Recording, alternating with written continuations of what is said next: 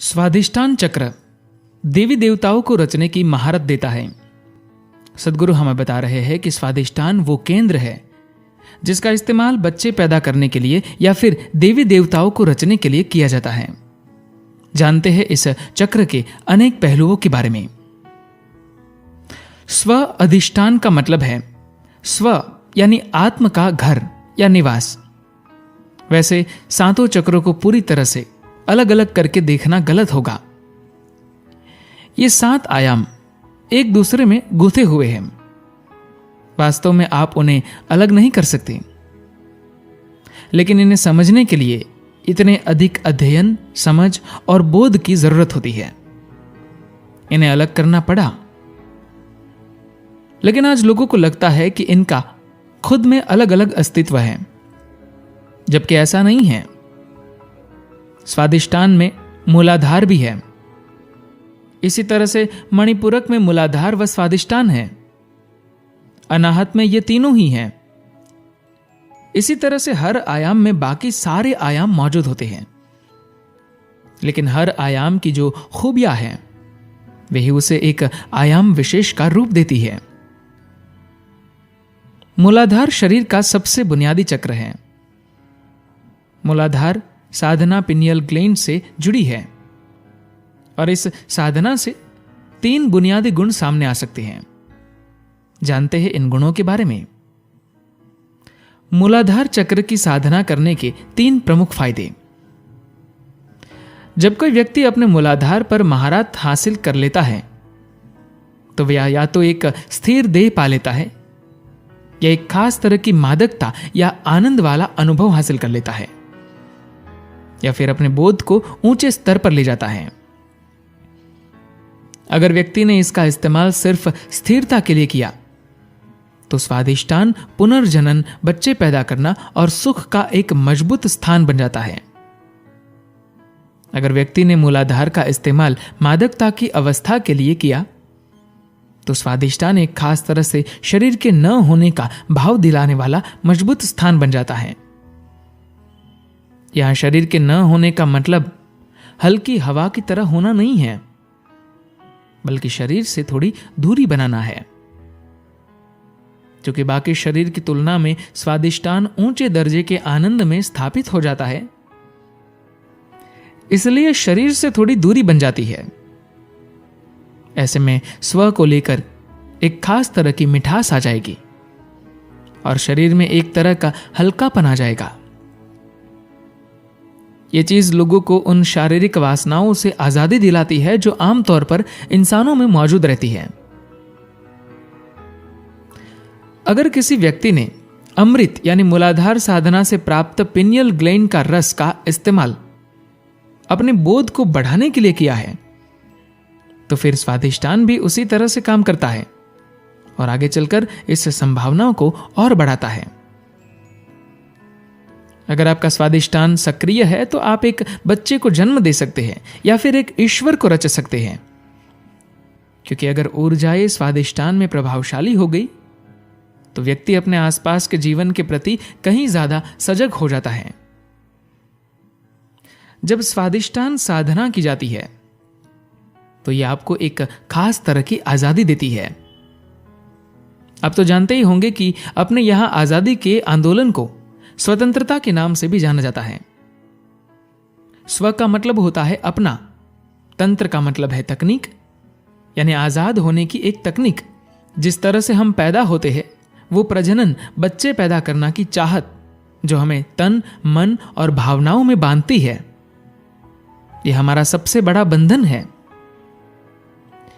स्वतंत्रता का मतलब हुआ कि आपने एक ऐसी तकनीक पाली है जो आपको इस तरह की बाध्यताओं, विवशताओं से छुटकारा दिलाएगी, क्योंकि अब आपका स्व पूरी तरह से आजाद है। मानव शरीर में 112 चक्र होते हैं, लेकिन आदि योगी शिव ने इन्हें 7 वर्गों में बांटा था और सप्त ऋषियों को दीक्षित किया था। इसी वजह से ये आमतौर पर 7 चक्रों के रूप में जाने जाते हैं। जानते हैं शरीर के 112 चक्रों को 7 चक्रों के रूप में क्यों जाना जाता है?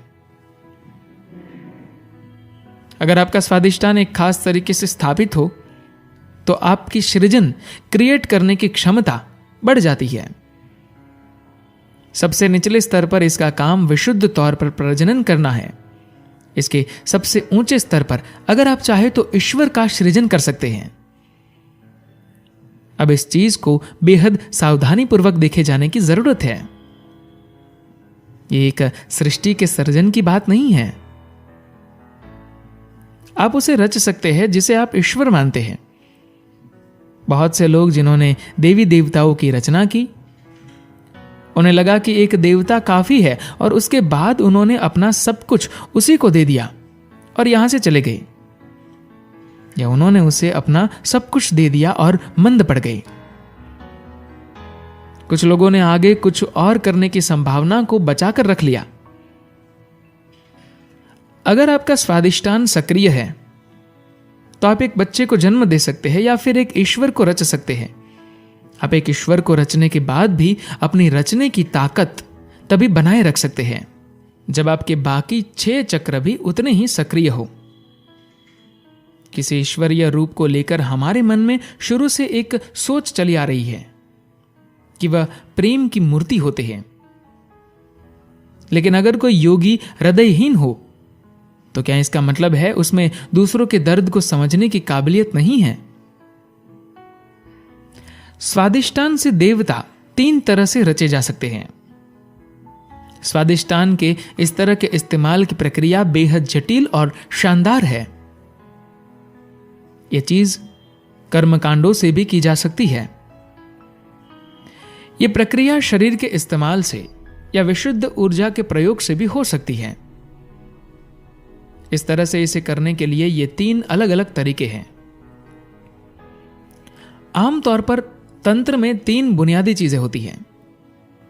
ये तीनों चीजें निम्न, मध्य व उच्च के नाम से जानी जाती हैं। इसके अलावा इन्हें कौल, मिश्र और समय भी कहा जाता है। अगर आपका अपने सिस्टम पर कोई नियंत्रण नहीं है तब आप किसी और चीज का इस्तेमाल करते हैं जिसके जरिए आप एक खास स्तर की ऊर्जा पैदा करते हैं जो आपकी अपेक्षा काफी ऊंचे स्तर पर काम करती है। तो उसे एक देवीय तत्व कहा जा सकता है। इसलिए तांत्रिकों ने कर्मकांड की प्रक्रियाओं का सहारा लेकर कई तरह के देवी देवताओं का निर्माण किया जो न सिर्फ खड़े हो सकते थे बल्कि अपने तरीके से चल भी सकते थे। हो सकता है कि व्यक्तिगत रूप से उस तांत्रिक का किसी भी तरह का विकास न हुआ हो, लेकिन उसने इन कर्मकांडों को समझा और इन पर टिका रहा। अब भारत के कुछ खास मंदिर में ऐसा होते देख सकते हैं। मंदिर के पुजारी सिर्फ कर्मकांडों पर टिके रहते हैं। उन्हें सिखाया जाता है कि वे कभी भी इसमें कोई फेरबदल न करें, बस इस पर टिके रहें। और फिर अचानक वहां कुछ नया घटित होता है और ऊर्जा का सोता फूट पड़ता है। इसका निर्माण तो हो सकता है, लेकिन इसे पीढ़ियों तक टिके रहने और जीवंत बने रहने के लायक नहीं बनाया जा सकता। अगर इसे लंबे समय तक जीवंत रखना है तो इसका एक तरीका है इसे अपने शरीर के जरिए बनाना। अगर आप अपने शरीर का प्रयोग करके ऐसा करेंगे तो यह खास समय तक जीवंत रहेगा। लेकिन अगर आप इसके लिए विशुद्ध ऊर्जा का इस्तेमाल करेंगे तो यह बेहद लंबे समय तक टिकेगा। इस सिस्टम में हम जितना कुछ भी कर सकते हैं उसमें स्वादिष्टान चीजों को करने का सबसे जटिल और खूबसूरत तरीका है। लेकिन इसके साथ ही ये चीजों को करने का व्यक्तिगत तौर पर खतरनाक तरीका है, क्योंकि अगर आप बहुत ज्यादा इस पर काम करेंगे या फिर इस पर से अपना नियंत्रण खो देंगे तो हो सकता है कि आपके पास एक सुंदर आत्मा हो लेकिन शरीर नहीं होगा। ऐसे कई उदाहरण मिलते हैं जहां स्वादिष्टान व मणिपूरक के मेल ने लोगों के लिए बेहद सुंदर नतीजे पैदा किए हैं। ऐसे बहुत से लोग हैं जिन्होंने लगभग मरने जैसी हालत से बाहर निकलकर फिर से बेहद जोशीले अंदाज में जीवन जिया। हमारा रिजुवनेशन सेंटर कुछ हद तक यह काम कर रहा है। लेकिन यह सब कई चीजों की वजह से है। तरह तरह के उपचार, तेल, पदार्थों, दवाओं, सिद्ध व आयुर्वेदिक जड़ी बूटियों, धातु व अन्य कई तरह की चीजों के चलते हो रहा है। वैसे ये एक जटिल प्रक्रिया है, पर हम लोग इसका एक आसान स्वरूप कर रहे हैं। चूंकि इस काम में बहुत सारे लोग लगे हुए हैं, इसलिए हम इसके जटिल आयाम में नहीं जाना चाहते। लेकिन बेहतर तरीका तो यही होगा कि आप अपने मूलाधार व स्वादिष्टान को खुद अपने आप सक्रिय व जागृत कर ले। फिर शरीर खुद को ठीक कर लेगा, क्योंकि ये शरीर के बुनियादी आधार होते हैं।